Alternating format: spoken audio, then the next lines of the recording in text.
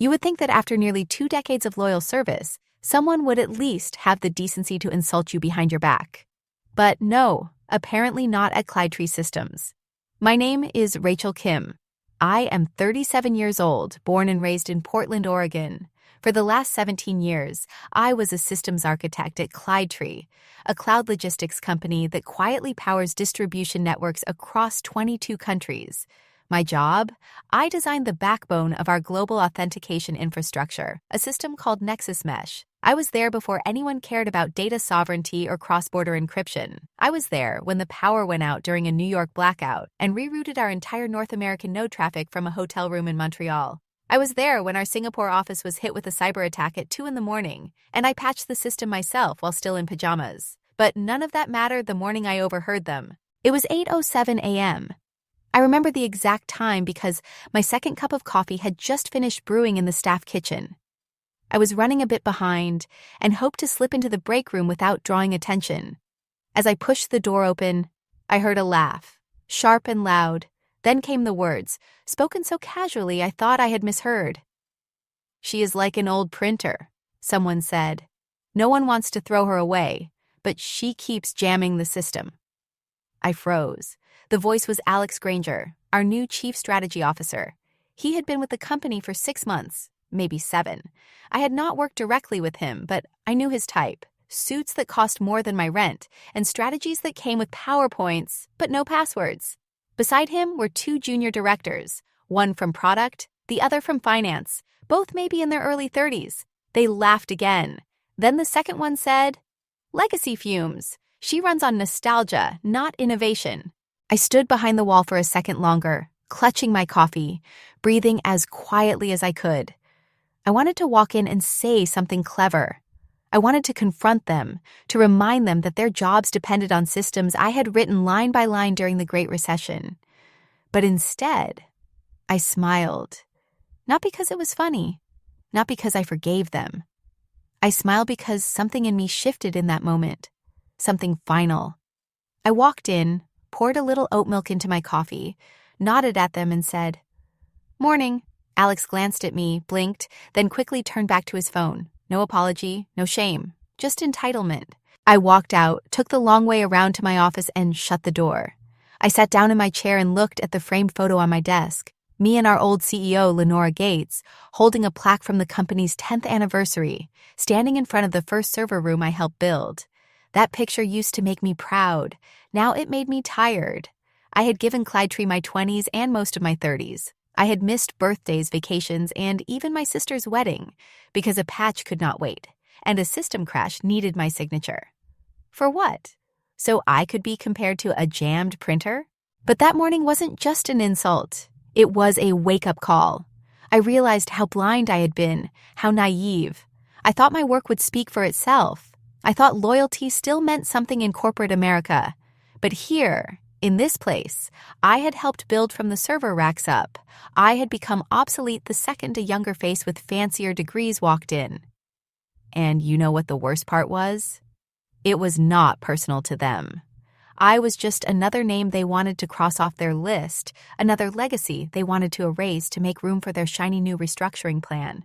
I am not the kind of person who slams doors or throws tantrums. I do not scream. I plan, and I document. I know every line of code I wrote, every clause I signed, and every blind spot I intentionally left in the system. For emergencies only, of course. That morning I pulled out my old laptop, the one no one knew about, the one still connected to the audit node, and I started checking logs, searching files, and reviewing contracts. Not because I wanted revenge, not yet, but because I needed to remind myself of one thing. I built this, and if they wanted to erase me, they would have to do it without my permission. That was the moment I stopped being the nice, quiet engineer in the back office. That was the day I stopped fixing their problems and started preparing for my own solution. Because no one calls me a broken printer and walks away with their access intact. Not at Clydetree, not under my system, not without consequences. By the time Alex Granger walked into Clydetree Systems with his polished shoes and fast-talking management style, I had already spent over a decade building the very foundation he was so eager to tear apart. Our global logistics grid, Every shipment, every access key, every secure login ran on a framework I had designed back in 2010. We called it Nexus Mesh.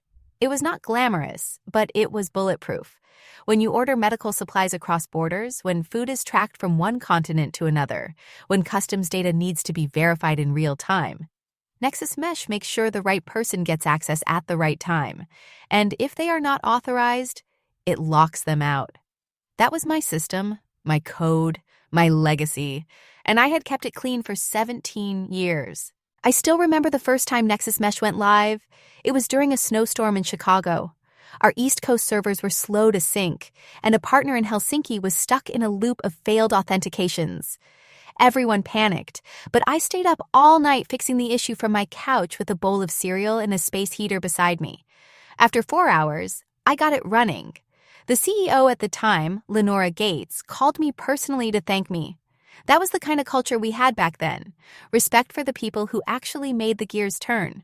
But when Alex arrived, all of that started to vanish, one quiet decision at a time. He did not touch Nexus Mesh directly at first. Instead, he started talking in meetings about modernization and lean operations. I had been in tech long enough to know what that meant. Less internal control, more outsourcing, less experience, more buzzwords. Within 3 months, our in-house security team was slashed in half. Reviews of internal code were being done by an external firm in Tel Aviv that none of us had heard of. People like Maria Dunn, who had spent 25 years auditing infrastructure across our North American network, were told their roles were being reimagined. Maria was 58. She smiled through it, packed her things, and left quietly. 2 weeks later, Jacob Reyes, who had been part of the disaster recovery planning since day one, was asked if he wanted to retire early with dignity. He was 60 and took the offer without protest. I saw it all happen. Every week, another email, another goodbye cake, another Slack channel going silent. And meanwhile, Alex would walk around talking about cloud-native strategy and vendor partnerships as if we were not already running the most secure and efficient system in our sector. What infuriated me the most was that no one asked questions. Maybe they were scared. Maybe they were tired. But I was not ready to roll over and play obsolete. So I started doing what I had always done, quietly and thoroughly. I opened my old documentation logs and began noting every change he made, every internal tool that was shut down, every internal review that was handed off, every longtime engineer who disappeared without a real explanation. I made backups of my backups. I kept track of version histories. I even checked the permission layers on Nexus Mesh and noticed subtle changes. Back-end privileges moving to accounts I did not recognize, access ports that had been dormant suddenly blinking awake in server logs. It was small, easy to miss, but I knew that was how it started. Little by little. You wake up one day, and the system you built is no longer yours. What Alex did not understand was that Nexus Mesh was not just a tool. It was a living structure. It had history. It had layers. It had trust woven into every protocol. The people he pushed out were not just names on a spreadsheet.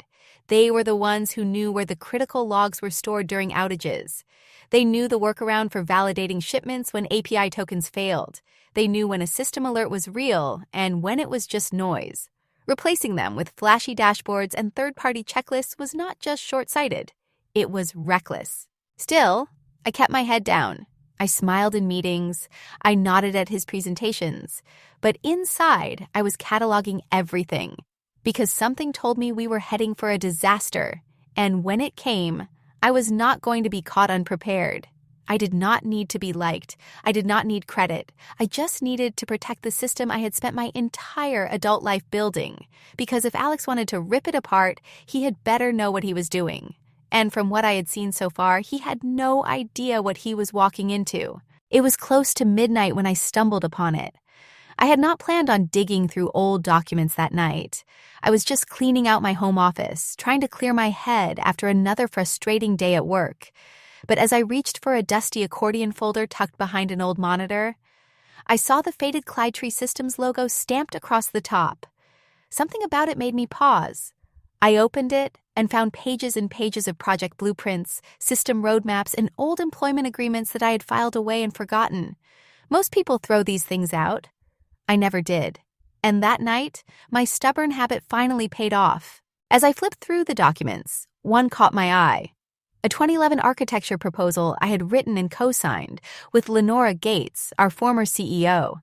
The paper was slightly yellowed, but the text was still clear. I remember drafting it during one of our major system overhauls, when we first transitioned Nexus Mesh from a regional framework to a global one. The proposal outlined our strategy for scaling authentication across borders while protecting user data from interference, internal or external. We had been ahead of our time back then, but what made my breath catch was a paragraph buried deep on page 17. Section 12.9, it was short, just a few lines, but the title stood out in bold, Operational Freeze Contingency. I read it once, then again, and again. In plain, unmistakable language, it stated that in the event of an unauthorized structural change to any core framework that risked the security or sovereignty of company data, the chief system architect had the right to execute a protocol override to freeze, disable, or reverse those changes. No board approval, no executive signature, just a digital trigger and a valid credential token. I stared at the line that followed, one that confirmed the clause was legally binding for as long as the original architect retained the system role. I blinked, sat back, and let it sink in. Guess who still held that title on paper? Me. Alex Granger had come in with all his confidence and corporate charm, assuming he could bulldoze over the very structure he barely understood. But what he failed to realize, what none of them seemed to remember, was that I had helped design not just the system, but the rules that governed it. And in 2011, I had insisted that every system proposal be tied to a legal fallback, just in case someone like him ever came along. I had never used it, never needed to, but it had always been there, waiting. I sat there in the quiet, with the soft hum of my backup drive spinning in the corner, and realized something I had almost forgotten. Power is not always loud. It does not always come with a title or a boardroom. Sometimes power lives in the quiet spaces, in the fine print, in the code only one person truly understands. I had spent the last few months watching a stranger dismantle everything I built, watching my colleagues disappear, watching protocols get watered down and corners get cut. But now, I had something I had not felt in a long time: leverage. I printed a fresh copy of the clause and placed it in a new folder. I scanned it, encrypted it, and saved it to a private drive. I even emailed a copy to myself from an address I had created years ago for system testing, one that no one else knew existed. I was not going to rush into anything. I had no interest in revenge for the sake of drama.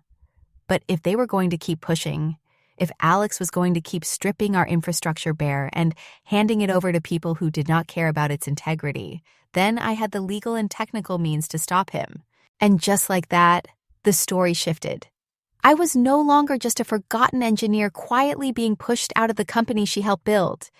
I was the only person who could pull the emergency brake. I was the only one with access to a clause they did not even remember existed. And the best part? They had no idea. Not yet. But they would. Soon.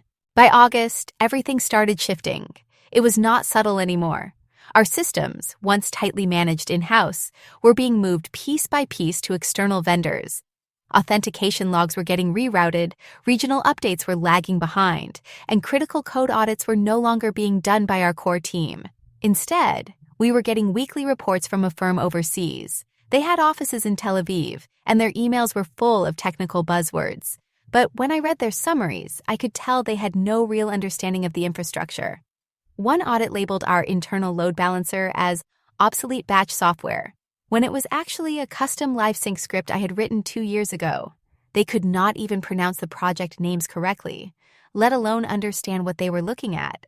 The change was fast and cold. One week I was reviewing logs with our senior DevOps lead.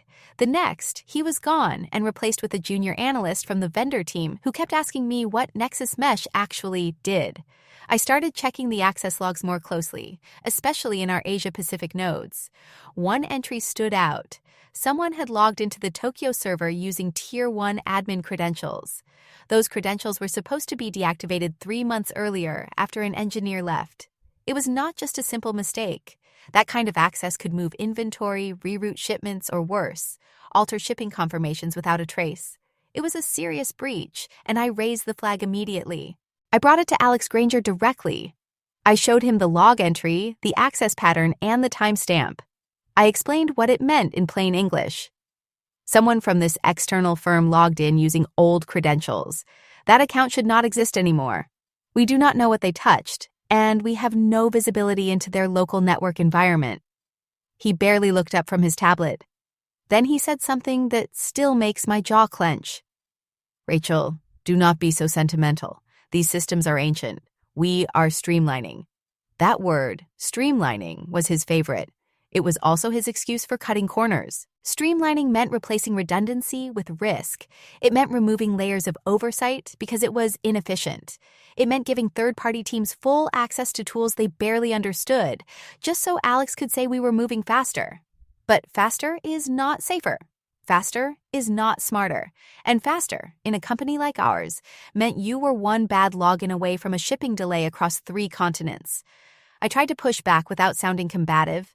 I told him that Nexus Mesh had internal safeguards that did not translate well across external review platforms. He waved his hand and said, "Legacy systems are not scalable. We are going modern." That phrase, going modern, was another red flag. It sounded nice in a presentation. It looked good on a slide. But the reality was different. Modern meant shiny dashboards that showed nothing useful. Modern meant passwords stored on platforms that had no history with us. Modern meant engineers in other countries using test accounts to access live environments. I watched it all unfold like a slow-motion collapse, and every time I raised a concern, I got the same response. We are streamlining. I started keeping a separate log, not just the code changes or access shifts, but the language people used. Words like legacy, restructure, agile transformation. They all meant the same thing. Get rid of the people who knew the system and replace them with those who would not ask questions. People like me were seen as obstacles, even though we were the ones holding the entire operation together. I was not angry at first, just frustrated. But the more I saw, the more I realized. This was not just incompetence, it was arrogance. They believed the system would keep running no matter what they did to it. They believed our history did not matter, and that they could rewrite the rules without consequence. But systems are not magic. They are built by people, maintained by people. And when you remove those people without understanding what they did, things break. I knew it was only a matter of time. And when that time came, I was going to be ready. Because if they wanted to keep dismantling everything I had built, then they were going to learn the hard way that not all legacy systems go quietly. It was a Friday morning when I got the message that made my stomach drop. Benji Dow, one of our longtime independent contractors working out of the Singapore node, reached out to me directly. He was 34, sharp, careful, and someone I trusted more than half the full-time staff we had left. His message was short, but urgent. Rachel, there is something wrong with the East Asia patch. Tier Z activity popped up where it should not. I think someone skipped the update last week. That was all I needed to hear. I pulled up the log files immediately, and what I saw confirmed my worst fears. A user with Tier Z access, our most privileged clearance, had made live changes to an inventory route connected to a medical shipment bound for South Korea. The changes were subtle, but the timestamps did not lie. The user had rerouted critical supplies to the wrong warehouse, which triggered a delay in customs, which then caused the shipment to be flagged as expired before delivery. Those supplies were part of a government contract we had secured just 3 months earlier. The entire thing collapsed within 72 hours. We lost the deal. The client pulled out. Clytree's name was blacklisted from that region's procurement list. Estimated damage? $6.1 million in lost revenue. I sat in silence after I finished the report. My heart was pounding, not because I was surprised, but because I knew exactly what had happened. I traced the access credentials backward through Nexus Mesh, filtering out the static and focusing on origin IPs. The Tier Z access had been used from a terminal in our Manila office, tied to a profile registered just 2 weeks prior. The name on the account was Joel Trask, a junior analyst who had been onboarded by the external security firm. He was fresh out of school, had barely finished training, and yet somehow, someone had granted him access levels typically reserved for lead engineers. It was reckless. And now, it was expensive. I compiled the logs, flagged the security breach, and submitted a report through the proper internal channel. Then, just to be sure, I followed up with human resources directly. I spoke with a representative over the phone and explained the severity of the incident. I made it very clear that Tier Z was not something you gave out like candy, and that the analyst in question needed to be investigated immediately. The response I got was infuriating. The woman on the other end of the line gave me a tight, practiced tone and said, "Thank you, Rachel. This has already been addressed. It has been handled." She might as well have said, "Go back to your corner." I knew it had not been handled. You do not handle a $6 million loss with a sentence. You do not handle a breach of this scale without escalation. But no one wanted to admit the truth. They had rushed onboarding. They had delegated access control to people who did not know our systems. They had stripped away checks and balances, and now that it had blown up in their face, they were going to bury it under layers of corporate denial. That is how it always starts. First, it is one careless mistake. Then it is a culture of silence. That night, I opened my private logs and added a new section. I labeled it Incident Mwadro 819 Unauthorized Tier Z Allocation. I included every log line, every internal email, and the metadata tied to Joel's access. I added screenshots. I timestamped it all. Then I backed it up to an encrypted drive I kept hidden off network. I knew this was not going to be the last time something like this happened, but I was not going to let them erase the truth when the next disaster hit. People like Alex could play dumb in meetings. They could say things like, "These are growing pains," or "It is part of the transition process." But they were not the ones staying up late, combing through raw logs to stop a system collapse. They were not the ones being called in the middle of the night when a hospital order went missing. That was us, the ones they called outdated, the ones they kept out of the meetings, the ones who still gave a damn. I did not yell. I did not throw accusations. I just kept building my timeline, because every time they ignored a warning, they were writing their own ending. They just did not know it yet. But I did. There is a specific kind of silence that comes with betrayal. It does not crash into the room or raise its voice. It just lingers, quiet, cold, and permanent. I felt that silence the moment I tried to log into Nexus Mesh and was met with a blinking error that said, "Access denied, invalid credential." At first, I thought it was a glitch. Maybe the session had timed out or the server was doing a routine update. But I tried again. Same message. I triple-checked the URL, cleared my cache, even restarted my console. Still nothing. That was when I knew something had gone very, very wrong. I went straight to the logs. Not the polished dashboard everyone else used, but the raw system access record. The one I had built years ago, back when we needed full visibility across every node. I filtered by user ID and timestamp. What I found made my stomach twist. My own credentials had been revoked. Not expired, not reassigned. Revoked. And worse, it was not automatic. Someone had gone in manually and stripped my access line by line. Nexus Mesh's root protocol was locked. The admin privileges I had held for 17 years were gone, just like that. I scrolled further and found the trigger date. It matched the exact day Alex Granger had approved yet another system export to a third-party vendor. This time, it was a firm based in Dublin. The ink was barely dry on the contract, and already someone had made sure I could not monitor the transition. That was not a coincidence. That was a message. They were not just pushing me out of the loop. They were scrubbing me from the blueprint. You would think that after all the warnings I had raised, they would have the decency to talk to me directly. But no, they did not call. They did not write. They just flipped the switch. In a matter of seconds, I had gone from architect to outsider. I sat there staring at the screen, watching my own access trail disappear like I had never existed. I had expected resistance. I had expected gaslighting. But this was different. This was a deliberate attempt to erase my presence from the system entirely. I leaned back in my chair and stared at the ceiling. Part of me was furious. Another part was deeply, bitterly disappointed. I had poured so much of myself into that infrastructure. I had spent birthdays writing patches, holidays testing failovers, nights alone in the server room, making sure no shipment failed because of a broken line of code. And now, because I had spoken up, because I had refused to nod and smile through their recklessness, I was being removed like a defective plugin. But here is what they did not realize. Nexus Mesh was not just software, it was layered. It was complicated. It was built with a kind of care that does not show up in outsourced diagrams or third-party audits. And because I had built it from the inside out, I had also built in shadows, quiet scripts, redundant mirrors, a way to see without being seen. And even if they locked the front door, they had forgotten about the basement window. I opened my offline system, the one I had kept separate from company hardware for years. It ran on old code, but it was clean.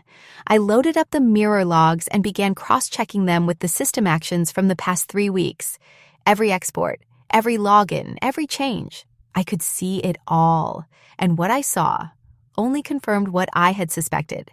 Alex and his team were trying to dismantle Nexus Mesh piece by piece, and anyone who knew how it really worked was being eliminated from the conversation. Still, I said nothing.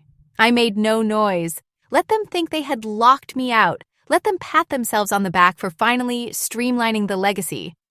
But I knew the truth. And more importantly, I still had everything I needed. They could erase my credentials. They could strip my access.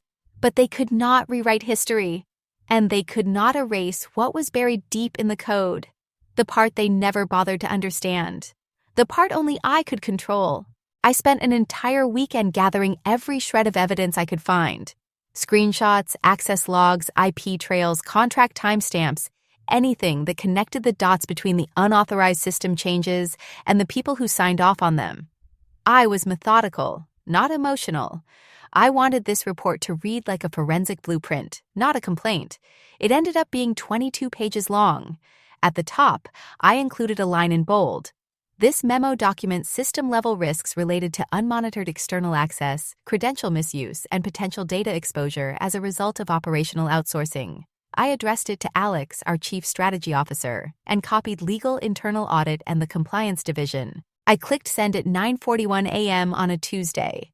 Then I waited. That morning came and went. So did the next.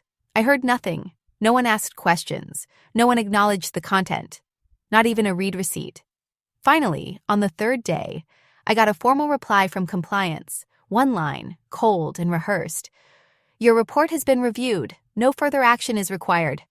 That was it. No follow-up, no meeting, no request for clarification. They buried it faster than I expected. And with that, I knew I was on my own. I sat there for a moment, letting the insult settle. Years ago, I might have been shocked, but not anymore. Not after watching them dismantle the very system they depended on. Still, I had one more move. Something they had forgotten existed. Vault Delta.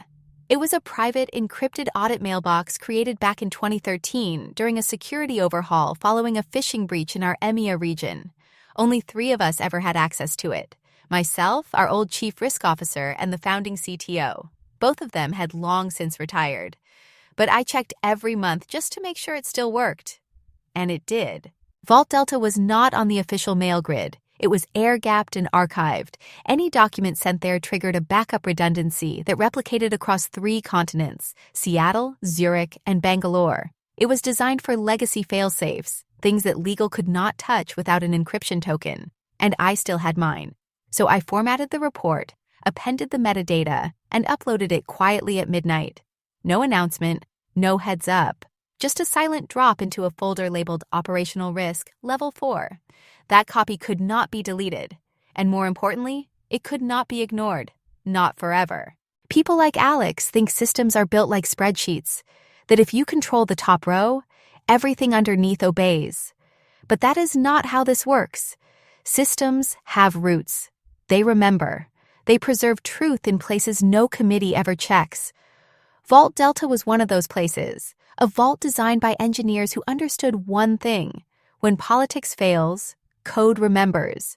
After the upload, I shut down my terminal and went for a walk. It was 2 a.m., quiet and still. I passed by the office building across the street, the one with our logo still lit up in blue. 17 years of loyalty, compressed into a single memo they had chosen to ignore. But they could not claim ignorance now. I had followed protocol. I had documented the breach. I had submitted it through every official and legacy channel available. Whatever came next was on them. I knew what they were counting on. They thought I would get tired. that I would let it go, walk away, disappear quietly. But I am not wired like that. I am not someone you delete with a single memo. I am not a line item. I built the system they are abusing, and I left them a trail, not just of what they did, but of what happens next.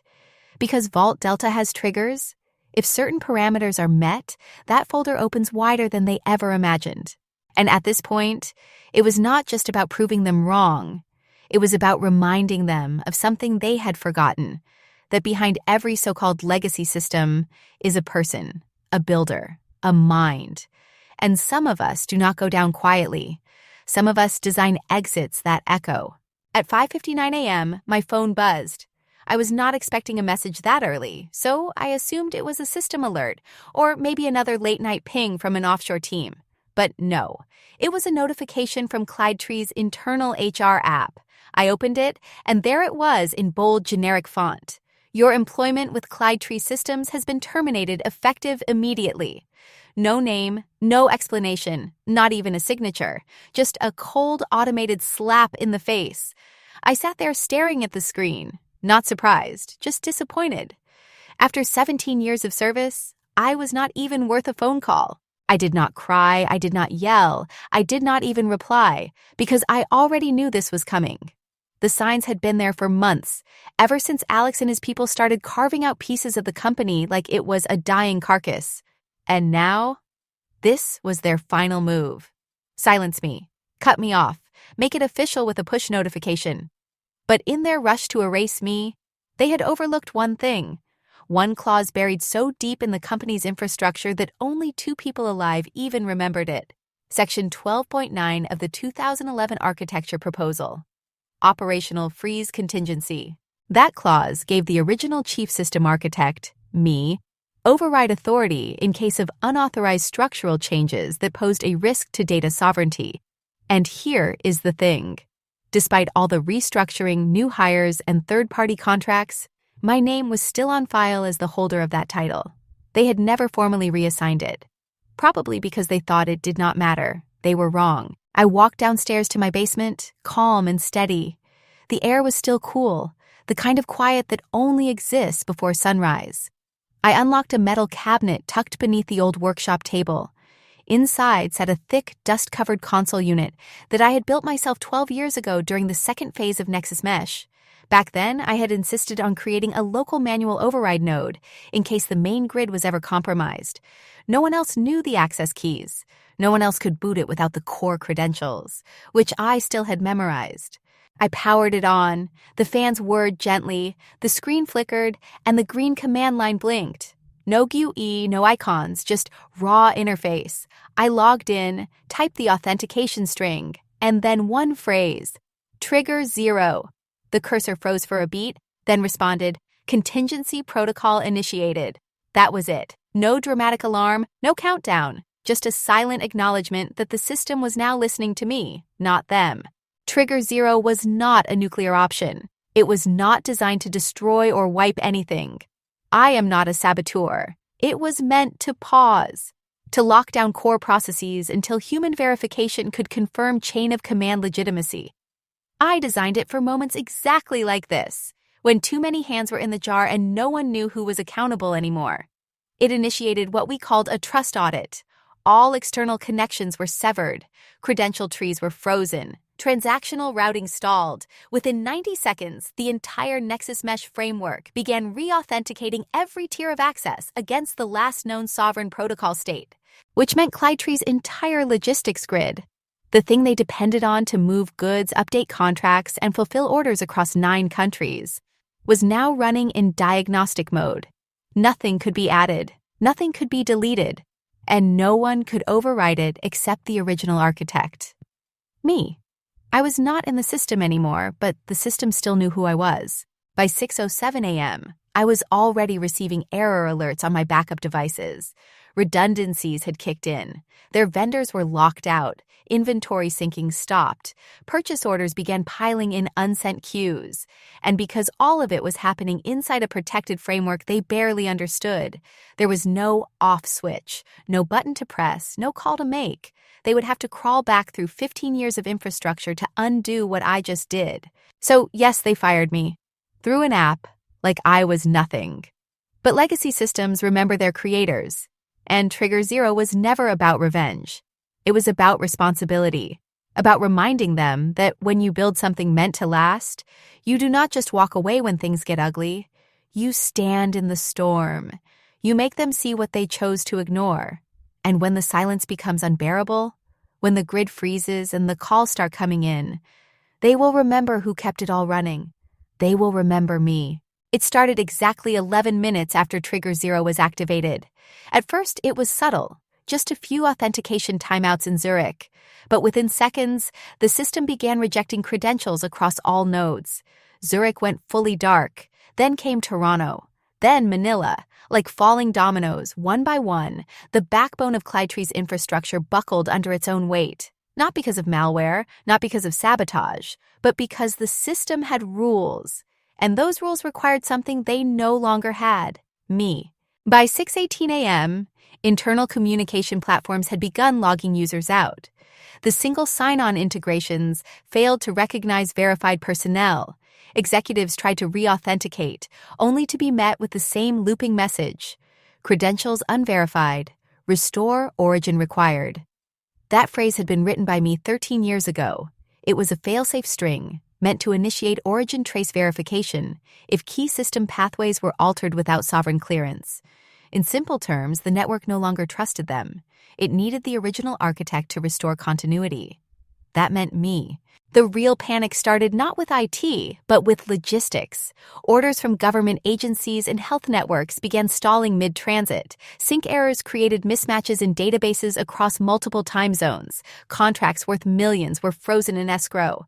Warehouses began reporting that they could not even scan barcodes because the routing logic behind them was no longer recognized. Clytree's leadership had no idea what was happening. They had never bothered to read the original protocol blueprints. And now, they were locked out of their own empire. My phone rang. It was Alex. I let it go to voicemail at first. I needed them to feel it. I needed the silence to press down just long enough for them to understand this was not a malfunction. This was a response. On the third call, I picked up. "What did you do?" he screamed into the phone. His voice was shaking, but not from anger. This was fear. I answered calmly. "The system is acting according to the protocols I designed. You removed the wrong person." He was quiet for a moment, then shouted, "This is insane! We have live contracts, international obligations!" I did not yell back. I did not need to. "You streamlined the wrong parts," I said. "You gutted the accountability layer and thought the architecture would keep functioning. You thought it would run itself." "You need to fix this," he barked. "No," I replied. "You need to reinstate the trust chain. And that means recognizing that systems like Nexus Mesh do not answer to you. They answer to the people who understand how they were built." I hung up. Back in the basement, the console continued processing requests silently. Nothing was damaged. Nothing had been corrupted. This was not a hack. It was a diagnostic lockdown. The system was simply doing what it had been programmed to do when authority became unclear: restore origin, re-verify structure. And until it recognized someone it trusted, it would remain sealed. In those moments, I thought about how many times I had tried to warn them. I had written reports. I had sent memos. I had escalated through the right channels over and over again. And each time, I had been ignored, dismissed, silenced, until they decided I was disposable. But they forgot that code does not forget its author, that frameworks, when built right, have memory, not the kind stored in logs or backups, but the kind embedded into their logic. They forgot that systems do not run on titles or job descriptions. They run on intent, and mine had always been simple: keep the system safe. By 6:30 a.m., executives were on damage control calls. PR drafted statements blaming a global outage due to third-party vendors. But inside the core, Nexus Mesh waited, not for a reboot, not for a patch, but for a hand it recognized, one that knew where the keys were hidden, one that remembered why the gates had been built in the first place. They had tried to erase me, but in doing so, they had triggered the one thing they never expected, a system that could think for itself, a system that knew the difference between leadership and loyalty. And loyalty, in the end, remembered who had built it from nothing. 11 minutes. That was all it took, not to destroy, but to remind them who still held the map. 2 days after the shutdown, I received a message through a secure channel, not from legal, not from internal affairs, but from Lenora Gates herself, the original founder and CEO of Clydetree Systems. She was 64 now, semi-retired, living in Boston. But she had built the foundation I once believed in, back when integrity still meant something in this industry. She flew in that same night. No press, no entourage, just one assistant and a 3-hour gap in her calendar. We met at a quiet restaurant off 8th Street. She ordered chamomile tea and said the words I never expected to hear. "I am sorry." She looked me in the eye and apologized, not for the inconvenience, not for the mishandling, but for the betrayal. Of values, of trust, of every hour I had poured into Nexus Mesh to keep it resilient and ethical. She told me that she had reviewed the log trail I submitted. She had read every line, every access violation, every stripped permission. And she had read Section 1209 in full. Her voice cracked slightly when she said, "You built a system that could tell when the wrong people were in charge. That is rare. That is something we used to stand for." I could have sued. I had every right to. Wrongful termination, breach of internal policy, damage to reputation. Any decent lawyer could have turned it into a high-profile case. But I declined. I was not interested in dragging this story through the courts or letting it get chewed up by corporate spin doctors. Instead, I forwarded a clean, time-stamped report to the board of directors. It contained the logs, the screenshots, and the archived copy of Section 12.9, highlighted, annotated, and certified by Vault Delta. No opinions, just facts. The board moved quickly after that. Alex was gone by Friday. No farewell email, no tribute post on the company blog, just a blank line where his name used to be in the directory. Clydetree began restoring internal structures quietly. They revalidated Nexus Mesh with sovereign oversight and began rehiring infrastructure leads who had left in protest months earlier. I did not go back. I had no reason to. Instead, I accepted a new role at a nonprofit organization that builds technical systems for disaster response, earthquake alerts, flood mapping, emergency routing, the kind of tools that do not make headlines but save lives when it counts. It felt honest, real, the way technology was meant to serve people, not shareholders. The team was small but sharp, no politics, just focus. I was able to write code again, not for profit margins, but for human safety. And I found something else I had forgotten in the chaos: peace. Every afternoon, around 4:15 p.m., my daughter Lucy shows up at my office. She is 14 now, all curiosity and ambition, asking about firewalls and packet tracing like it is a puzzle game. She shadows me while I finish up logs, scribbles ideas on the whiteboard, and tests security scripts in the sandbox I built for her. The other day, she asked me what would happen if someone bypassed a load balancer with a spoofed token. I smiled, handed her a coffee mug full of Skittles, and said, "Try it and find out." She did, and she found the hole before I did. I think she is going to be better than I ever was. The story could have ended in rage, in lawsuits, in a public teardown of the company I helped build. But it did not. It ended with accountability, even if delayed. It ended with a reminder that code is not just syntax, it is intention. It remembers who wrote it. It remembers why it was made. And sometimes, when the people forget, the system itself remembers on your behalf. I walk out of the office now with a clear mind and no badge to swipe. Just a backpack, a notebook full of Lucy's doodles, and a world still in need of fixing. I do not regret how it ended. Not anymore. Because some endings are not about revenge. They are about restoration. And finally, after everything, I am free.